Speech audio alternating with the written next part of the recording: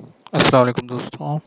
आज हम अपने introduction to web programming course के लेसन नंबर 3 की तरफ बढ़ते हैं। लेसन नंबर 3 में हम अबैप राइट स्टेटमेंट का ज़िक्र करेंगे। अबैप राइट स्टेटमेंट की फॉर्मेशन क्या होती है, इसकी जो है वो कंपोजिशन क्या होती है, इसकी फॉर्मेट स्पेसिफिकेशन क्या होती है, फॉर्मेट ऑप्शन क्या होते हैं, एक्सटेंडेड सिंटैक्स देखेंगे हम, और न्यू पेज स्टेटमेंट, और जो है वो हम क्या क्या राइटिंग आइकन्स हम कैसे राइट स्टेट में यूज़ कर सकते हैं, राइटिंग जो है वो सिंबल्स हम कैसे यूज़ कर सकते हैं अपने राइट स्टेटमेंट में, और लास्टली हम जो है वो पेज हेडर्स कैसे मेंटेन करते हैं वेब प्रोग्राम में, और टेक्स्ट सिंबल कैसे मेंटेन करते हैं वेब प्रोग्राम में, ये सब हम डिस्कस करेंगे। तो सबसे पहले हम देखते हैं अपनी जो बेसिक सिंपल जो वेब की राइट स्टेटमेंट होती है उसको। राइट स्टेटमेंट में आप कुछ भी आपको अगर प्रिंट करना है रिपोर्ट में, उसको उसके लिए यूज़ करते हैं। जैसे कि आप देख रहे हैं स्क्रीन पे के राइट, हम जो है वो न्यूमेरिक स्टार्स जो है प्रिंट हो रहा है। सेकंड लाइन स्किप टू जो है वो यूज़ होता है कि अगर हमने कोई line number of line skip करनी है, नंबर ऑफ़ लाइन्स का गैप देना है, तो स्किप टू यूज़ करते हैं। एंड देन हम जो है वो राइट स्टेटमेंट दोबारा यूज़ कर रहे हैं, उसमें लिख रहे हैं the day today is S Y datum एक जो है वो सिस्टम वेरिएबल है जो कि करंट डेट जो जिसमें जिसमें स्टोर होती है एस की, और द करंट टाइम इज़ हम प्रिंट करवा रहे हैं, और फिर उसकी वैल्यू कॉमा के बाद हम प्रिंट करवा रहे हैं। एंड चूँकि सिस्टम वेरिएबल SYUZEIT में होता है जो कि सिस्टम करंट टाइम होता है। और फिर देन हम अपने प्रोग्राम में जो है वो फिर दोबारा से 2 लाइन का स्पेस दे के और राइट हम स्टैटिक करवा रहे हैं। अच्छा, नीचे आपको जो है इस प्रोग्राम का आउटपुट शो हो रहा है, जिसमें सबसे ऊपर प्रोग्राम टाइटल है, फिर जो है वो पेज नंबर है 1, एंड देन जो है वो स्टैटिक जो हमने प्रिंट करवाया। उसके बाद द डेट टुडे इज़, जो टुडे डेट है वो प्रिंट हो रही है, और today the current time is के बाद उसकी करंट टाइम की वैल्यू प्रिंट हो रही है।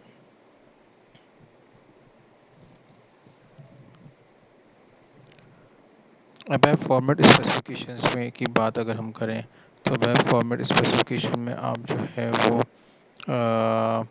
कोई भी हम अगर वेरिएबल लिख रहे हैं या कोई भी हम प्रिंट करवा रहे हैं राइट स्टेटमेंट में, तो हम उसको जितना हमने उसमें गैप देना है, जितना हमने उसकी जो है वो फॉर्मेटिंग करनी है, तो वो हम कर सकते हैं। जैसे अगर हम यू लाइन जो है वो लिख दें और 10 और 60 लिख दें, तो इसका मतलब है कि 60 कैरेक्टर्स जो है वो यू एक लाइन ड्रॉ होगी और उसको 60 कैरेक्टर्स की उसकी लेंथ होगी।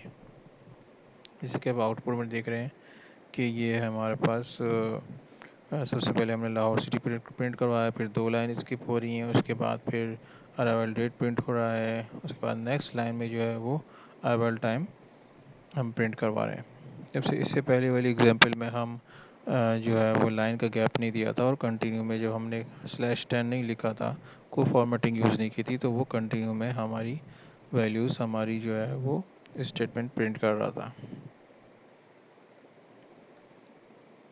अब आप देखें कि ये कुछ प्रॉपर जब हमने फॉर्मेट स्पेसिफिकेशन यूज़ की है, तो उसकी वजह से हमें फ़ायदा ये हुआ है कि हमारा जो डेटा है, हमारी जो रिपोर्ट है, हमारा जो आउटपुट है, वो एक बेहतर फॉर्म में और बेहतर तरीके से प्रेजेंट हो रहा है स्क्रीन पर। फॉर्मेट ऑप्शंस की अगर हम बात करें, जो कि राइट स्टेटमेंट होती है, तो हम एक ये भी कर सकते हैं, अगर हमारे पास बहुत सारे कॉलम्स हैं, बहुत सारी फील्ड्स हैं, तो हम उसमें जो है वो अंडर स्टेटमेंट हम यूज़ कर सकते हैं कि कोई भी हम फील्ड लिखें, जैसे कि इधर फॉर एग्जांपल हम टाइम लिख रहे हैं, तो टाइम के बाद हम लिख रहे हैं कि अंडर SY डेटम। इसका मतलब ये है कि जो टाइम प्रिंट हो वो डेटम, जो भी SY डेटम है, जो कि डेट है, सिस्टम डेट है, उसके बिल्कुल नीचे जो है वो प्रिंट हो। बाकी रिमेनिंग चीज़ वही है जो कि हम पहले कर चुके हैं। तो इसको भी हम अपनी फॉर्मेटिंग में, अपने आउटपुट में अच्छे तरीके से यूज़ कर सकते हैं। नेक्स्ट में अगर हम देखें तो राइट स्टेटमेंट में जो है कुछ एक्सटेंडेड सिंटैक्स होता है। एक्सटेंडेड सिंटैक्स से मुराद ये है कि राइट होता है, फिर फॉर्मेट होता है, वैल्यू होता है और देन ऑप्शंस होते हैं।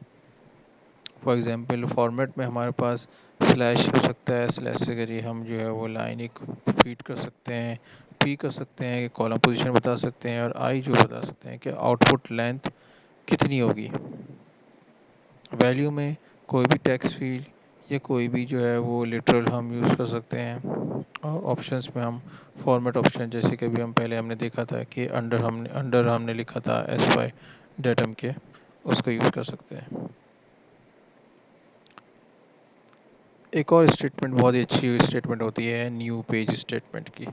न्यू पेज स्टेटमेंट ये करती है कि फ़र्ज़ करें कि अगर हमें कोई अपना डेटा जो है वो प्रिंट करवाना है एक पेज पे, फर्स्ट पेज पे, और जो जो हमें रिमेनिंग डेटा है वो हमें नेक्स्ट पेज पे प्रिंट करवाना है, या हमें जो है वो फॉर एग्ज़ाम्पल जैसे कि हम, जैसे अगर इस एग्ज़ाम्पल को लें तो इधर हमने पहले जो है वो लाहौर सिटी का अराइवल डेट, अराइवल टाइम हमने जो है वो लाहौर सिटी हेडिंग के साथ इसको हमने प्रिंट करवाया और डिपार्टमेंट लिख दिया, और फिर न्यू पेज पे हम जो है वो जितने भी कमेंट्स हैं हम अपने प्रिंट करवा रहे हैं। और अगर बेहतर एग्जांपल लें हम, तो हम ये देख सकते हैं कि अगर हम बहुत सारे कस्टमर्स को का डेटा प्रिंट करवा रहे हैं, तो जब भी कस्टमर चेंज हो, जब भी कस्टमर न्यू हो, तो हम एक न्यू पेज स्टेटमेंट हम इंसर्ट कर देते हैं ताकि उस जो न्यू कस्टमर है उसका जो डेटा है वो एक न्यू पेज पर प्रिंट हो। Writing icons and symbols. Writing icon and symbol जो होता है वो हमारे पास जब जो हमारी हमारी रिपोर्ट होता है उसमें हम बहुत दफ़ा जो है वो कुछ आइकन्स हम चाहते हैं कि प्रिंट हो, जैसे ग्रीन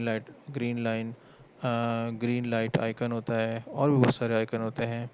उसको हम यूज़ करें, डेट आइकन होता है, उसको अगर हम यूज़ करें, और सिंबल्स अगर कोई हमें यूज़ करना है तो हम उसको भी यूज़ कर सकते हैं अपने वेब प्रोग्राम में। इस एग्जांपल को अगर देखें तो इससे सबसे पहले हम आइकन डेट, एक आइकन जो है वो प्रिंट करवा रहे हैं डेट वाला। उसके बाद हम अपनी डेट प्रिंट करवा रहे हैं, सिस्टम वेरिएबल यूज़ कर रहे हैं। फिर हम एक सिंबल प्रिंट करवा रहे हैं जो कि एक लेफ़्ट हैंड वाला सिंबल है, जो कि आप देख रहे होंगे स्क्रीन पे लेफ़्ट हैंड शो हो रहा है। एंड देन हम जो है वो एक और आइकन प्रिंट करवा रहे हैं, ग्रीन लाइट आइकन, जो कि ग्रीन लाइट आइकन हमारे पास जो है वो ग्रीन लाइट आइकन जो है वो शो करेगा। अच्छा, वेब प्रोग्राम में हम जो है वो पेज हेडर भी आराम से मेंटेन कर सकते हैं। जैसे कि आप देख रहे होंगे जो वेब प्रोग्राम में गो टू में अगर हम जाएं और टेक्स्ट एलिमेंट में देखें और टाइटल हेडिंग्स में जाएं, तो टाइटल हेडिंग में सबसे पहले जो है वो आपको टाइटल नज़र आएगा, जो कि वेब प्रोग्राम के एट्रीब्यूट से उठा के एट्रीब्यूट से फैच होता है। सेकंड में हमें लिस्ट हेडर आ रहा है। लिस्ट हेडर आप कुछ भी लिख सकते हैं। अगर आपको जो कस्टमर्स की इन्फॉर्मेशन लिखनी है, कस्टमर इन्फॉर्मेशन लिख दिया, और जो है वो लेट्स से अगर कोई रीजन है तो हम रीजन लिख देते हैं।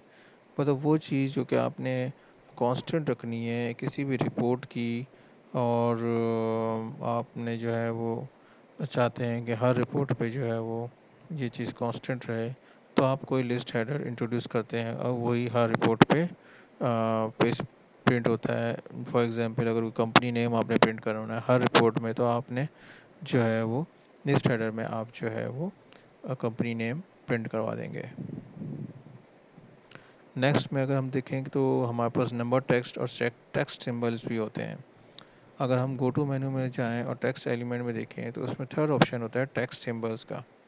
अब टेक्स्ट सिंबल्स क्या करता है, वो कांस्टेंट, वो चीज़ें जो कि कांस्टेंट हैं, उसको अगर हम अपने प्रोग्राम में बार बार अगर हमें उसकी ज़रूरत पड़े, या बार बार किसी कैलकुलेशन में ज़रूरत पड़े, बार बार उसको हमें प्रिंट कराने की ज़रूरत पड़े, तो हम उसको जो है टेक्स्ट सिंबल्स में वन टाइम सेव कर देते हैं, और फिर हम जो है उसको अपने प्रोग्राम में टेक्स्ट के और उस नंबर के ज़रिए उसको कॉल कर लेते हैं। तो इसके ज़रिए हम जो है वो टेक्स्ट सिंबल्स जो है वो अपने प्रोग्राम में आसानी से यूज़ कर सकते हैं।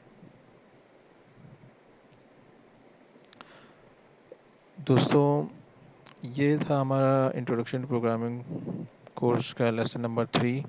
उम्मीद है आपको बहुत सारी चीज़ें समझ में आएंगी। मिलते हैं अपनी नेक्स्ट वीडियो में। अल्लाह हाफिज़।